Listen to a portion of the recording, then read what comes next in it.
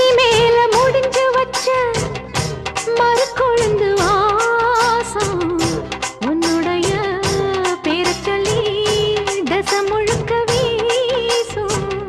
கல்லு மேல செதுக்கு வச்ச கவிதை இந்த நேசம் இப்பிறப்பும் எப்பிறப்பும் தொடரும் இந்த பாசம்.